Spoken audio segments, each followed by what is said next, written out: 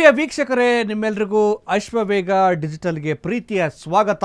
ನಾನು KJ ಹಳ್ಳಿ ಸುರೇಶ್.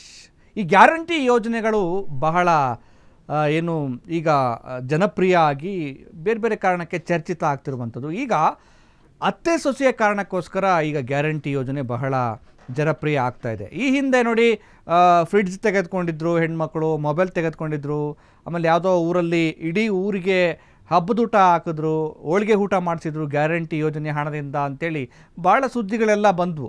ಈಗ ಅತ್ತೆ ಸೊಸೆ ಈ ಗ್ಯಾರಂಟಿಯ ಹಣದಿಂದಾಗಿ ತಮ್ಮ 3.5 ಎಕರೆ ಹೊಲದಲ್ಲಿ ಬೋರ್ವೆಲ್ ಕೊರೆಸಿದ್ದಾರೆ ಅನ್ನುವಂಥದ್ದು. ಇದು ಎಲ್ಲಿ ಆಯಿತು ಅಂತಂದರೆ, ಗದಗದ ಗಜೇಂದ್ರಗಡದ ಒಂದು ಕುಟುಂಬದಲ್ಲಿ ಅತ್ತೆ ಸೊಸೆ ಇಬ್ಬರು ಕೂಡ, ಮಾಬೂಬಿ ಅನ್ನುವಂಥ ಅತ್ತೆ ಮತ್ತು ರೋಷನ್ ಬೇಗಂ ಅನ್ನುವಂಥ ಸೊಸೆ, ಇವರು ಈ ಗ್ಯಾರಂಟಿ ಹಣದ ದುಡ್ಡನ್ನು ಒಂದು ಕಡೆ ಕಲೆ ಹಾಕಿ 3.5 ಎಕರೆ ಹೊಲದಲ್ಲಿ ಬೋರ್ವೆಲ್ ಕೊರೆಸಿದರೆ ಮತ್ತು ನೀರು ಕೂಡ ಬಿದ್ದಿದೆ.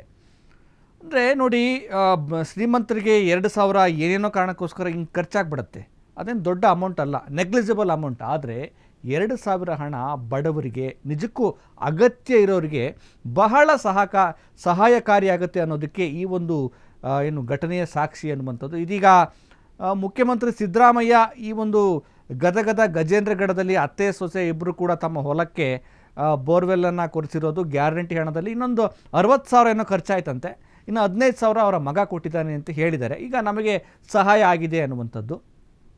ಒಂದು ಕಡೆ ಈ ಗ್ಯಾರಂಟಿ ಹಣ ಏನು ಮುಖ್ಯಮಂತ್ರಿಗಳು ಅವರ ಜೇಬಿನಿಂದ ಕೊಡ್ತಾ ಇಲ್ಲ, ಜನರ ತೆರಿಗೆ ಹಣವನ್ನು ಒಂದು ಯೋಜನೆಯ ಮುಖೇನ ಕೊಡ್ತಾ ಇರುವಂಥದ್ದು. ಆದರೆ ಇಲ್ಲಿ ಮುಖ್ಯವಾದ ವಿಚಾರ ಏನು ಅಂದರೆ, ನಿಜಕ್ಕೂ ಕೂಡ ಬಡ ಜನರಿಗೆ, ದಮನಿತರಿಗೆ, ದಲಿತರಿಗೆ, ಅಲೆಮಾರಿಗಳಿಗೆ, ಭೂವಂಚಿತರಿಗೆ 1,000 2,000 ಹಣ ಬಹಳ ಮುಖ್ಯ ಆಗುತ್ತೆ.